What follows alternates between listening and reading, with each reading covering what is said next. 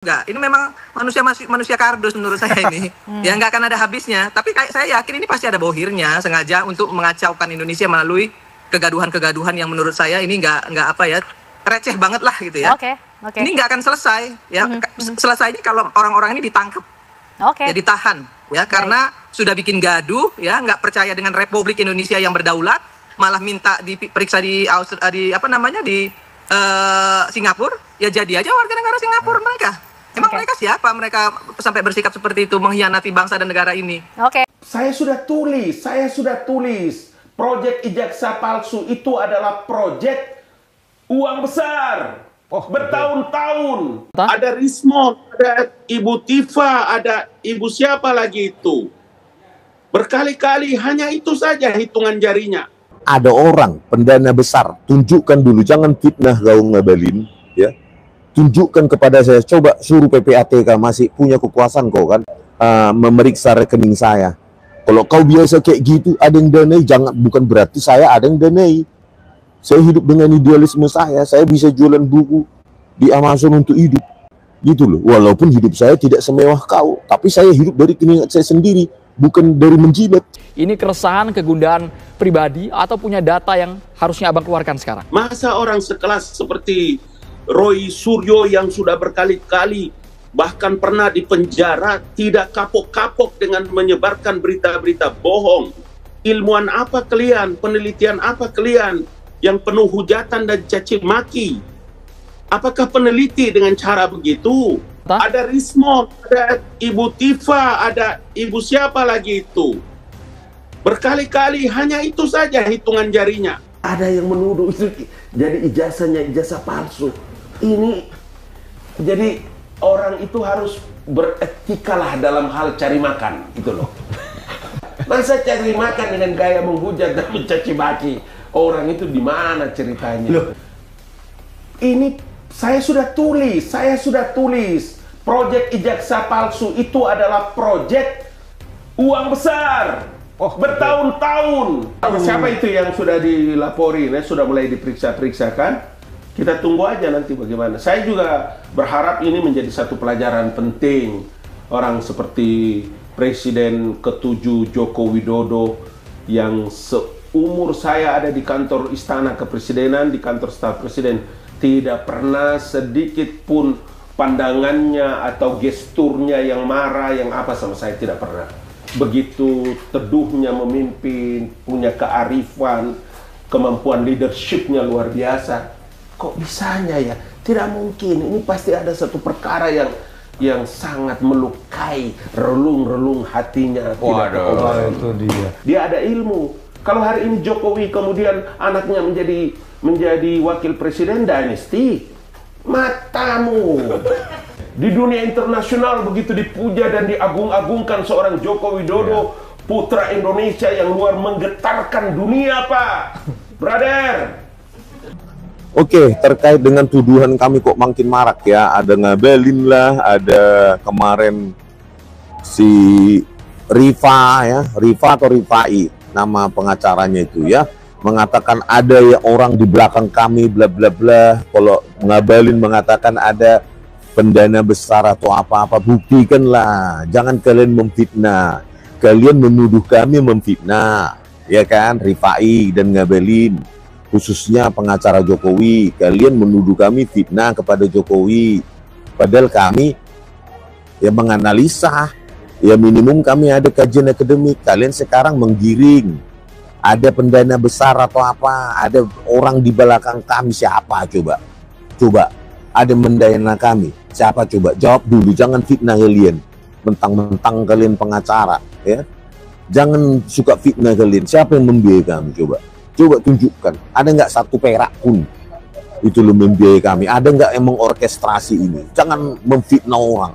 Kalau ngabalin ngomong, hati-hati ngabalin, ya ngabalin, ya hati-hati kau ngomong, ya. Saya bukan kau, ya. Kalau kau mencurigai kami atau aku lah dulu, saya lah dulu ya, yang bisa saya pastikan saya sendiri. Ada orang pendana besar, tunjukkan dulu, jangan fitnah gaung ngabalin, ya. tunjukkan kepada saya, coba suruh PPATK, masih punya kekuasaan kau kan, suruh PPATK atau memeriksa rekening saya, atau menggrebek, memeriksa apa saya, tempat saya tinggal, coba periksa dulu apa harta saya, ya. Jangan main tuduh-tuduh kau Ngabalin, udah tua kita. Jangan anggap saya seperti dirimu, ya. Kalau kau suka menyenangkan orang lain, menjilat. Kalau saya nggak suka, lebih baik pahit omongan saya. Dan tidak ada saya seperti kau bilang pendana besar. Berarti kalau kau bilang pendana besar, berarti ada yang membiayai saya, mendanai saya, Ngabalin. Ya, jangan sembarangan ngomong kau, ya. Memfitnah kau itu namanya. Ya, kalau kami aja pakai algoritma mengkaji, dibilang memfitnah, apalagi mulutmu itu. Ya, apalah buktinya kami didanai. Ya, jangan sembarangan kau ngomong kau karena dekat kau sama Jokowi jadi suka-suka mau ngomong. Buktikanlah dulu omonganmu itu, sakit hati awak. Ya. Hanya karena kau dekat Jokowi jadi bisa suka-suka mau ngomong. Ya. Ada saatnya kekuasaan itu akan redup, Ngabalin. Dan sisanya tahu nanti akan kena batunya kau. Kalau kau biasa kayak gitu, ada yang danai, jangan, bukan berarti saya ada yang danai. Saya hidup dengan idealisme saya bisa jualan buku di Amazon untuk hidup, gitu loh. Walaupun hidup saya tidak semewah kau, tapi saya hidup dari keringat saya sendiri, bukan dari menjilat. Enak sekali ya, nuduh-nuduh orang ada pendana besar siapa. Halo teman-teman, berjumpa bersama saya di Politik Dangi. Kali ini teman-teman, kalau kita melihat bagaimana kisruh ijazah palsu Pak Jokowi ini kian tidak ada habis-habisnya ya. Karena kalau kita melihat bagaimana Pak Jokowi memang sangat pusing sih, pasti ya. Karena kehidupannya pasti terganggu sekali teman-teman. Nah kali ini bagaimana Gibran juga dibidik oleh mereka ya, Roy Suryo dan kawan-kawan ya, terhadap ijazahnya teman-teman. Dan menariknya adalah ketika Irma Chaniago teman-teman ya selalu mengatakan bahwa mereka ini gila dan sebagainya ya. Irma Chaniago ini dulunya pendukung Anies ya di Pilpres 2024 ini tadi teman-teman, dan pendukung setianya teman-teman. Akhirnya ya dukungannya itu sirna ya lantaran Anies kalah dan sebagainya. Coba kalau Anies menang, yang dapat jabatan pasti Irma juga teman-teman, jadi menteri ataupun wamen ya kan. Karena Anies kalah ya akhirnya Irma malah mendukung Jokowi dan Prabowo ya kan. Kalau misalnya Anies menang ya pasti akan menjadi pejabat ya kan, menjadi menteri ataupun wamen. Dan terlepas dari itu, bagaimana kalau kita melihat ya Roy Suryo dan kawan-kawan ini teman, memang nyalinya cukup kuat dan tegas ya.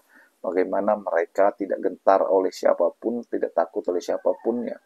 Yang apa yang mereka anggap benar ya mereka akan perjuangkan teman-teman ya.